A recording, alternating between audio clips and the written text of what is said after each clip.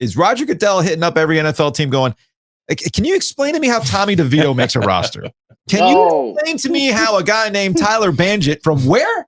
How does he make a roster? Well, how did we get to a point where our age range can remember competent backup quarterbacks to the era we live in now, where what would have been a competent backup quarterback, Brock Purdy, fills up airwave time with, is he the next Tom Brady? Did Tom Brady break everybody's brain that we're looking for these guys, these diamonds in the rough, who are going to be all-timers? Is that what's happening here? Yeah, I tried to make this point that there was an era where not only teams have competent backups, but they had them for a long time. Like Frank Reich played for Buffalo for something like 8 years. Like Gary Kubiak was carrying, I don't know how good he was, but he was carrying John Elway's golf clubs for like a decade. Like it was just a decision that was made. You're our guy. The 49ers had a Hall of Famer. The 49ers had a Hall of Famer, and then when he left, his backup was good enough to start somewhere else.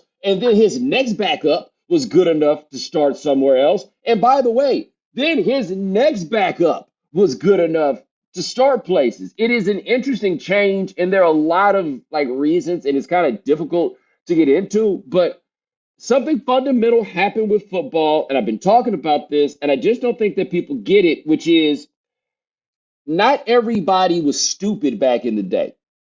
And what I mean by that is, it's like all these people came around and they broke out some math, and they're like, hey, well, you know what? It would be a lot more efficient, and you could do a lot more of this and that if you guys just threw the ball more, which makes perfect sense, except for the fact that throwing a football, just simply throwing one, is really fucking hard. Like, you think about this.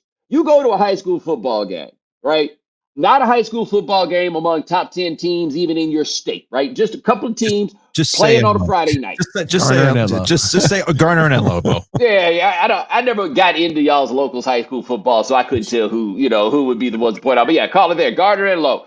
And go watch one of those starting quarterbacks try to throw a football. Right. It's hard. It's a bigger gap between that and, say, somebody in the pros than watching somebody shoot a jump shot in high school versus watching somebody do that in the pros. There just aren't that many people that can forget about read a defense and do all this stuff and run all these plays. Just throw a goddamn football. Just throw it and make it spiral and make it go far and make it go fast.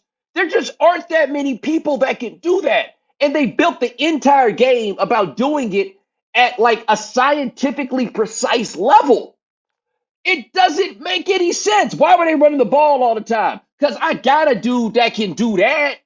There's not a person in this whole town that can throw a football. You know what I mean? So we got this whole game that is based around the idea of throwing the ball, even though there are like 6 people in the league that can do it at such a level that you say, hey, the team that has him can win a Super Bowl. In any given year. That is a fundamental flaw in the structure of this whole game that we just don't stop and talk about. Never mind the fact that it's like, yeah, we're going to build this all around throwing in a game where I might have to play in Buffalo in January. Yeah, that makes sense. Yeah, speaking of guys that have fallen back down to earth, we don't talk about that with Josh Allen now, do we? He went all of a sudden like he's going to take over the league too. Again, with Brock Purdy too. It's interesting to me where we want these microwave results, so you just move on to the next guy. But I think the bigger issue is a thirst level that we have to identify the next Tom Brady. I really think that's just what it comes down to. You just have to pay attention to how we're talking about these things. And I think that brain rot then goes to these coaching staffs and front offices where we clown this all the time. When Matt Rule was the head coach of the Carolina Panthers, what did he say when they were drafting? Joe? Oh, we're just going to draft the next Patrick Mahomes. It's just that simple. We'll get him. I love the ideas. We're going to get the next thing we've never seen before. Yeah. They all must be pumping down an assembly line after that. Well, my favorite is the next Tom Brady. And the reason is you'll never see the next Tom Brady coming because there's nothing. The only way you can be the next Tom Brady is to do it. Right. Mm-hmm. I don't agree that Caleb Williams is the next Patrick Mahomes, but I see why you would watch him and think that is possible. You watch Trevor Lawrence, and you don't think, whoa, that guy's the next Tom Brady, because quite honestly, he's too physically talented for you to say that. The next Tom Brady is just going to be like, damn, he's still out here doing it, huh? So when we get to the end of the season, we'll close on this. Oh no, we need a Miami take from Bo since we're on different sides of the. Dolphins. What on the Dolphins? Yes. The Dolphins are an exotic car. I've been saying this. They're an exotic vehicle, and as somebody, Bomani, who lived in Miami for a while, they look good on A1A. Right? On Beachfront Avenue, man, when they just got washed, it's waxed. That neon from the Clevelanders hitting it just right. I tell you what, man, that car looks amazing. Take it to the shop, or it scrapes it scrapes the bottom of a speed bump on your way back out on Rickenbacker Causeway, and then how's it then? Is it handling great? No, that's the Dolphins. The Dolphins are an exotic car right now, man. Or like, hey, let me get a look at that paperwork, buddy. Yeah, license and registration, please. What the Dolphins are is a litmus test for who they're playing. Like, if they come out here and beat you, that's a bad sign about your fortunes. They will beat the brakes off a bad team. Good team shows up, and it's kind of That's why the Patriots are in dire straits. They are pretty easy against the Patriots. We'll find out this week. I'm telling you, we're getting a rematch. We are getting a rematch of the Super Bowl. We're getting the Eagles and we're getting the Chiefs. Simple as that.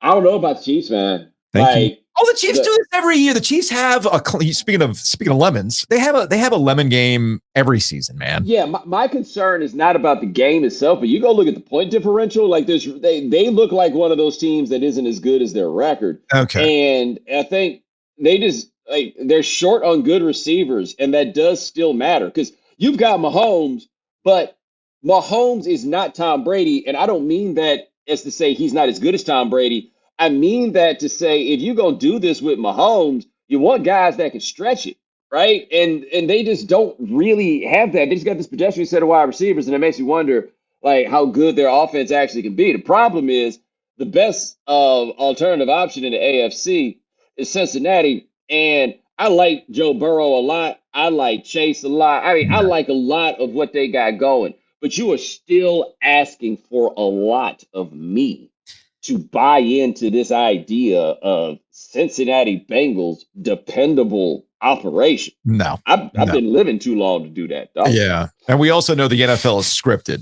Okay, and the script is going to spit out Taylor Swift at the Super Bowl. I mean, it's just that simple, dude. It can't. It's going to happen. We're going to have a Taylor Swift Super Bowl. It's going to get massive amounts of coverage.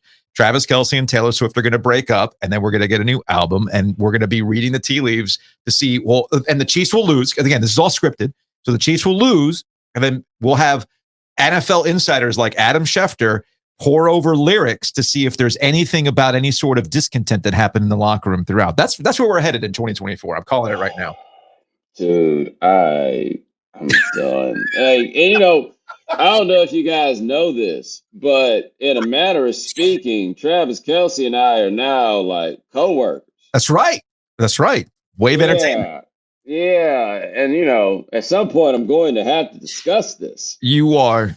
So we'll get you. I don't want to mess up your money. No. I'm just letting you know now. But it was funny though. I got to do it. Like everybody, when the time comes, I'm gonna do it.